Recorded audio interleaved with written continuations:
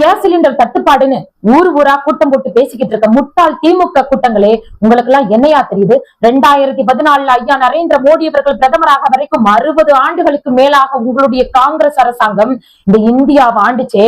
2014 ஐயா மோடி அவர்கள் வரும் வரைக்கும் வெறும் 12 கோடி பேருக்கு தாயா இந்த நாட்டுல சிலிண்டர் இருந்தது. இன்னைக்கு 40 கோடிக்கும் இணையான மக்களுக்கு சிலிண்டர் இருக்கு. தமிழ்நாட்டுல மட்டும் 2 கோடிக்கும் மேற்பட்டவங்களுக்கு இருக்கு. இதுல மட்டும் 40 லட்சத்திற்கு இணையான மக்கள் உஜ்வாலா இலவச சிலிண்டர் ஐயா மோடி அவர்களால பயன்பெற்றிருக்காங்க. உங்களுடைய எண்ணம் என்பது எந்த அறிவுமே இல்லாம பாஜகவையும் ஐயா மோடி அவர்களையும் குறை சொல்வது. ஆனால் ஐயா மோடி அவர்களின் சிந்தனை நாட்டையும் மாநிலத்தையும் வளர்த்து காற்றதுல இருக்கியா? முதல்ல அதை புரிஞ்சுக்கங்க. தமிழ்நாட்டுல நீங்க என்னையா திமுக அரசாங்கம் துப்போட ஆட்சி செய்றீங்க? தமிழ்நாட்டுல 2 கோடிக்கும் மேற்பட்ட சிலிண்டர் இணைப்பு இருக்கு. 9 கோடி மக்கள் இருக்கா. பல ஆயிரம் ஹோட்டல்கள் இருக்கு. இத்தனை இருக்குல்ல, உங்களுக்கு தெரியுது இல்ல? அப்ப இந்த நாட்டுக்கு கையிருப்பு என்னையா வச்சிருக்கீங்க? ஈரான் இஸ்ரேல் அமெரிக்க போர் நடந்துட்டு இருக்குன்னா அந்த போரு 1 மாசத்துக்காக இங்க பிரச்சனை வந்துச்சு.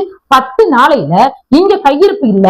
உங்களோட திமுக அரசாங்கம் தான் பல இடத்துல பதுக்குது, பல இடத்துல மாற்றான் பதுக்கி வச்சவன் அவன் அத்தனை பேரும் திமுகவோட ஆதரவாளரா இருக்கான். இதெல்லாம் கேட்க உங்களுக்கு துப்பு இல்ல.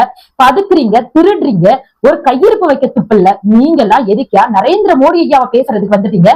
இந்தியாவை ஒரு ராஜநாடா உருவாக்கி உலக நாடுகள் அத்தனையும் ஐயா மோடி அவர்களின் கோரிக்கைக்கு கட்டுப்பட்டு வழிவிடும் நாடாக இருக்கியா? உங்களுக்கு எல்லாம் என்ன தெரியுது? ஈரான் இஸ்ரேல் அமெரிக்க போர்ல நம்மளுடைய வழித்தடத்தை கைப்பற்றி வச்சிருந்தவன் கூட ஐயா மோடி அவர்களுக்காக வழிவிட்டுருக்காயா. வழிவிட்ட நாடு இந்தியா.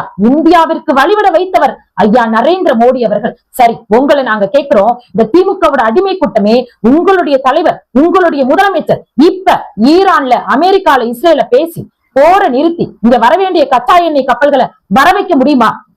இந்தியா கச்சா எண்ணெய வெளிநாடுகள்ல இருந்து எந்தெந்த நாட்டுல இருந்து வாங்குது தெரியுமா? இந்த அடிமை கூட்டத்துல போராடுற முட்டாளுங்க சொல்லுது ஈரான்ல இருந்து கச்சா எண்ணெய் வரலைன்னு சொல்லி தெருவுல மேடை போட்டு பேசிட்டு இருக்காயா? உண்மை என்ன? இந்திய நாட்டின் வளர்ச்சிய உலக பொருளாதாரத்துக்கு எடுத்துட்டு போய் கச்சா எண்ணெய அதிகம் வாங்கக்கூடிய நாடு இந்தியா எங்கெங்க இருந்து வாங்கிட்டு இருக்கு தெரியுமா? ரஷ்யால, ஈராக்ல, சவுதி அரேபியால, யுனைடெட் அரபு எமிரேட்ஸ்ல, யுனைடெட் ஸ்டேட்ல தாயா அதிகமான கச்சா எண்ணெய்களை ஐயா வாங்கிக்கிட்டு இருக்காரு. அப்படியெல்லாம் உலக நாடுகளோட வர்த்தகம் வச்சுதாயா இந்தியாவை வளர்த்துக்கிட்டு இருக்காரு. அதனாலதாயா தமிழ்நாடு வளர்ந்துட்டு இருக்கு. அதனாலதான் நீங்க இன்னைக்கு அவர் அருமை தெரியாம அவரோட பாதுகாப்புல வாழ்ந்துட்டு அவரை மைக்க பிடிச்சு ரோட்ல நின்னு பேசுறீங்க. சிலிண்டருக்காகவும் பெட்ரோல் டீசலுக்காகவும் ரோட்ல நின்று ஐயா மோடி அவர்களை விமர்சனம் பண்ணி அவரோட போட்டோவை சித்தரிச்சு வெக்கமே இல்லாம போராடிட்டு இருக்க அசிங்கமான திமுக கூட்டமே, முதல்ல நீங்க போய் உங்க முதலமைச்சர்கிட்ட கேளுங்க. உங்க முகத்தை நீங்க கண்ணாடியில பாருங்க. உங்ககிட்ட இந்த நாட்டு மக்களை, தமிழ்நாட்டு மக்களை காப்பாத்துறதுக்கு என்ன கையிருப்பு இருக்கு? நீங்க என்ன போர்க்கால அடிப்படையில முன்னேற்பாடுகளை செஞ்சு வச்சிருக்கீங்க?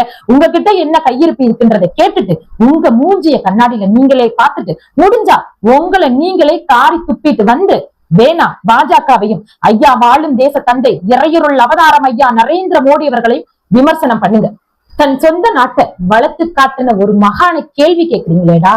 நீங்க எல்லாம் இப்படி கேள்வி கேட்டா அடுத்த நாட்டுக்காரன் இந்தியாவை பார்த்து என்னையா நினைப்பான்? நாட்டையும் நாட்டை வளர்க்கக்கூடிய ஒரு உத்தமனையும் விட்டு கொடுக்க நீங்க தன்னுடைய தாயை விட்டு கொடுக்கறதுக்கு சமந்தானையா?